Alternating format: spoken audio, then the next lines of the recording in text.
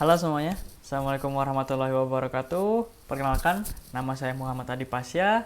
Saya seorang mahasiswa yang berasal dari jurusan Teknologi Industri Pertanian angkatan 2018 dari Fakultas Pertanian Universitas Lambung Mangkurat. Selain menjadi seorang mahasiswa, saya juga menjadi seorang barista di suatu kedai kopi yang ada di kota Banjarbaru.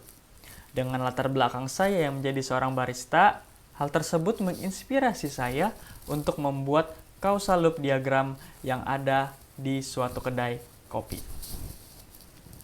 Seiring berjalannya waktu, kedai kopi sekarang tidak hanya tempat untuk sekedar menikmati kopi. Bahkan kedai kopi sekarang diisi oleh orang-orang yang berasal dari berbagai kalangan. Entah itu kaula muda, anak-anak remaja, kemudian orang-orang kuliahan, bahkan hingga orang-orang dewasa. Yang dulunya mungkin kedai-kedai kopi itu diisi oleh orang-orang yang mungkin berusia kisaran antara 30 sampai 60 tahun.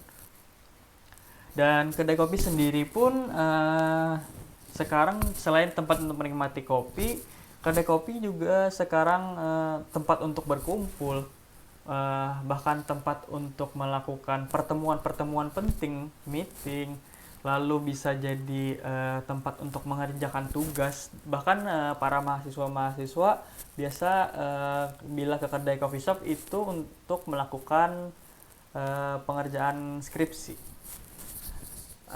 Pada kali ini saya akan menjelaskan causal loop diagram yang saya buat di suatu kedai kopi, yang dimana causal loop diagram ini memiliki banyak feedback, entah itu feedback balancing ataupun feedback reinforcing. Sekarang kita akan membahas feedback reinforcing dulu. Feedback reinforcing adalah feedback yang dimana masing-masing faktor itu saling menguatkan. Misalnya, jika terjadi kenaikan antara penjualan yang ada di suatu kedai kopi, otomatis akan terjadi kenaikan keuntungan yang diterima oleh kedai kopi tersebut.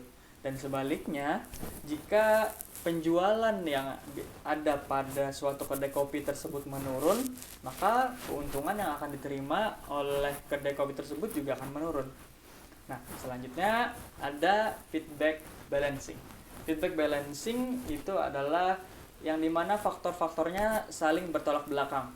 Misalnya, seorang owner enggan untuk menginvest uangnya untuk membeli alat-alat ataupun upgrading tempat yang dimana itu akan menarik pelanggan, bahkan dapat meningkatkan kualitas produk yang akan dihasilkan kedai kopi tersebut. Karena owner tersebut enggan untuk menginvestasikan uangnya guna upgrading suatu kedai, maka yang terjadi adalah pelanggan malah beralih ke kedai kopi yang lain, yang dimana kualitas kopinya lebih baik, customer service-nya lebih baik, bahkan tempatnya juga sangat menarik.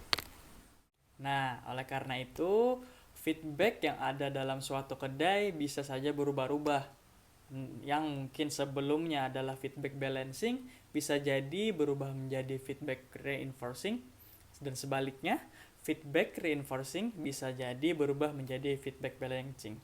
Nah, pada kasus sebelumnya, yaitu ketika owner yang enggan menginvestasikan uangnya untuk upgrading kedai kopi yang ia miliki, bisa jadi lambat laun para customer semakin kesini semakin enggan dan malah memilih kedai kopi yang lain, yang dimana mungkin tempatnya lebih menarik, customer service-nya bagus, dan produknya juga bisa terjaga kualitasnya. Akan tetapi, jika owner menginvestasikan uangnya guna upgrading kedai kopi yang ia miliki, maka feedback yang terjadi adalah feedback reinforcing, yaitu dengan adanya upgrading di suatu kedai, otomatis akan menarik para customer yang ingin singgah di kedai kopi tersebut. Di satu sisi bisa jadi quality produknya juga semakin meningkat, customer service-nya juga semakin bagus, dan lain sebagainya. Nah, itu mungkin yang bisa saya sampaikan tentang causal loop diagram di suatu kedai kopi yang ada di Banjarbaru. Terima kasih telah menyaksikan video saya. Sampai ketemu di video selanjutnya. See ya.